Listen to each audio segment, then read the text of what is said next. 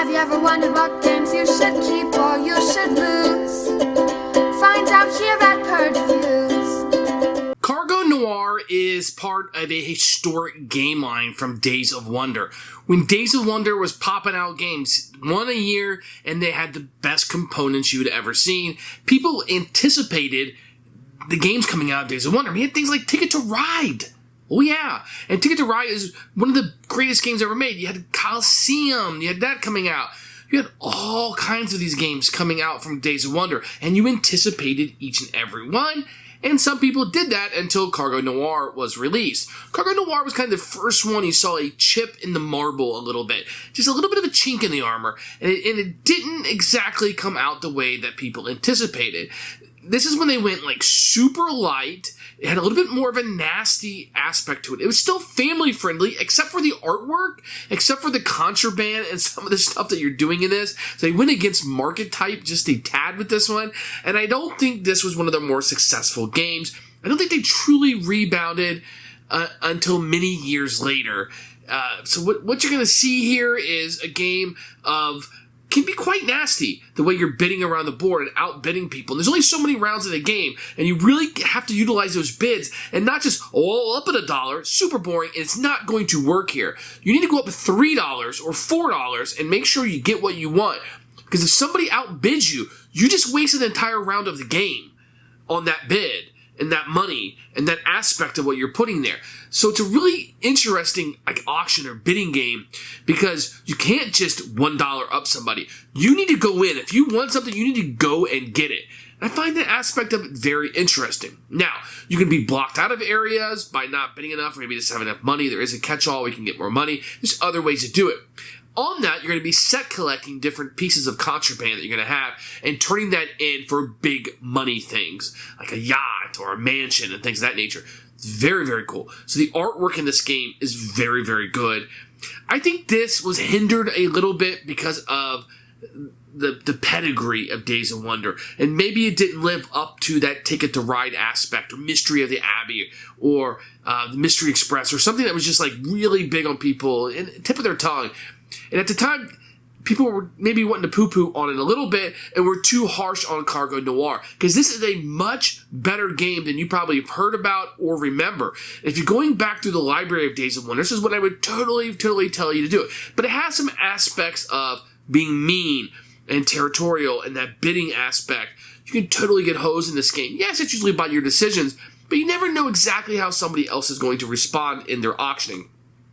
With that said, I think Cargo Noir is a hidden gem that most people have not heard about. It's one I would encourage you to go back and play again.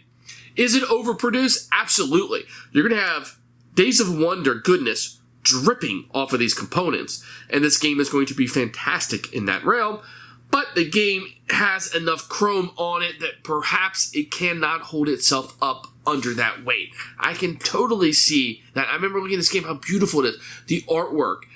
Some of the material in the game, I'm kind of like, that's kind of questionable for a family game. And I think it keeps me from wanting to play it with my family.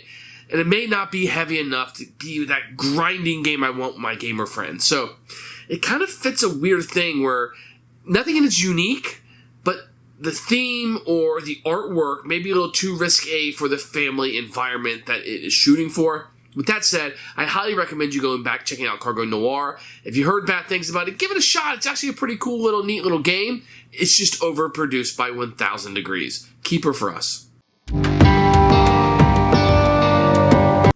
Here is Cargo Noir by Days of Wonder, which is a big follow-up from them. When you open up, you're going to see a rulebook, which we'll take a look at in a few minutes. You're going to get a central board that you'll have. It's double-sided based on the number of players. You're going to have a nice bag that will say Cargo Noir on it.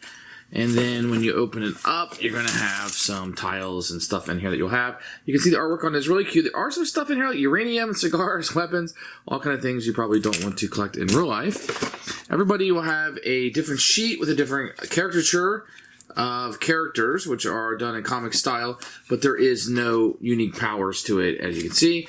And it does have turn sequence and your payouts here at the bottom. Then you're going to have a bunch of boards in here of different sizes, etc. Based on the number of players. You can see up here Otherwise, it's kind of turned over. These are really nice cardboard. Your cards are going to be a little larger than normal cards. They do have some great cartoon-esque artwork on it. As usually with Days of Wonder, everything looks and feels fantastic. The first player marker will be this little boat that will stand up. Your money are these plastic ones. I really like this. I might like this a little bit better than metal coins, actually. I don't like the feel of it, I know, but I like these quite a bit. And then everybody will have these boats that they'll be using as kind of workers or bidding tokens around the board, but they're really nice little miniatures that are in here.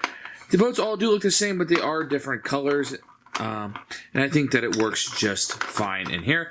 The insert works perfectly for this. It was obviously made for this game, and it's a great insert.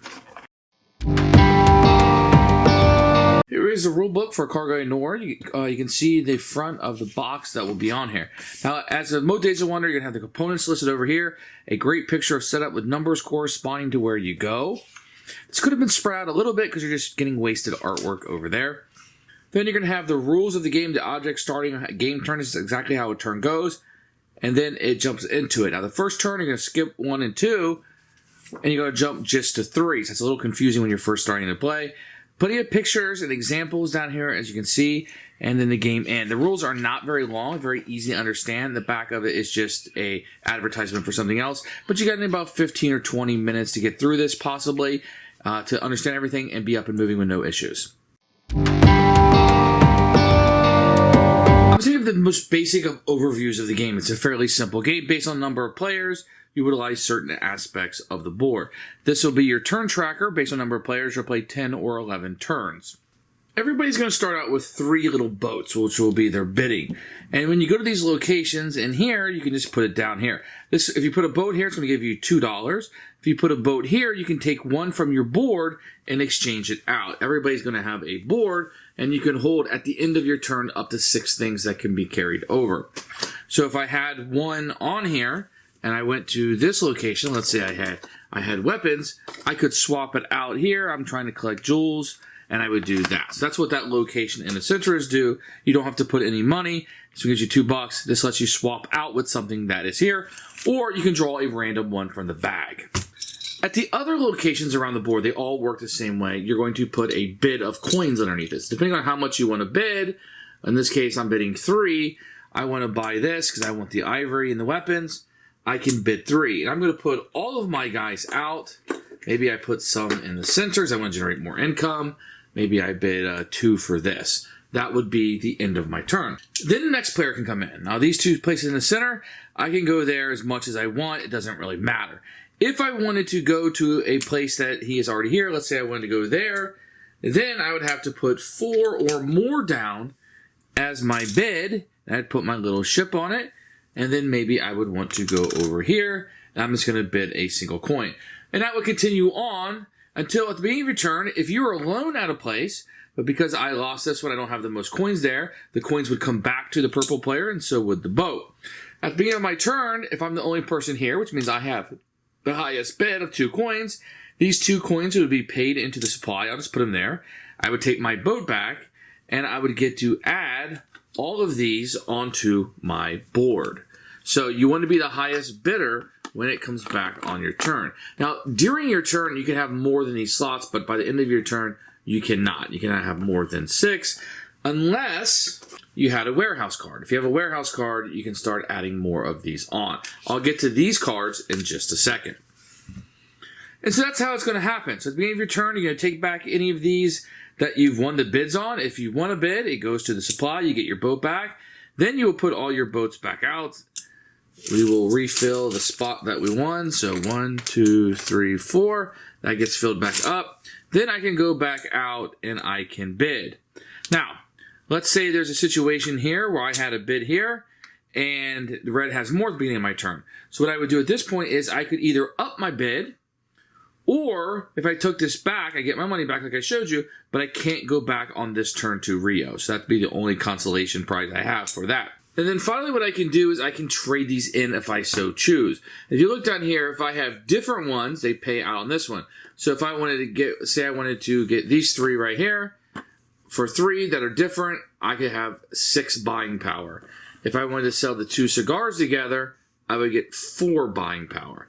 And what you're going to use those buying power for is you're going to have these cards. And these cards are all going to be face up on the board. You can buy them at any time. If you look here in the red, it's going to be the cost. So if I had 10 buying power, I could buy this. It's worth 5 victory points at the end of the game, but it's going to allow me to hold over 2 more things. This one costs 15, gives me 5 victory points, but gives me additional ships. So instead of having 3, I can now have 4. This one allows me, if I abandon a port's cargo, if I don't win the bid, I want to leave, I get 2 coins for losing out on that. That can be really good in a multiplayer game. So there's a whole bunch of these that you can buy. Here's a militia. It costs 45, but I get 50 points. 36, but I get 40 points. I spend 36, I get 40. So there's all kinds of different combinations. 15, and I get 15 points. So all these things that you can buy. But you're going to do that by selling your contraband, by selling these items right here at these available prices. Okay? And as soon as you sell it, you get those virtual points, I guess, and you use those to buy cards. If you overspend, you don't get any change back. At the end of the number of rounds, whoever has the most points, you're going to get points for the cards that you bought, etc. Whoever has the most points is the winner of the game.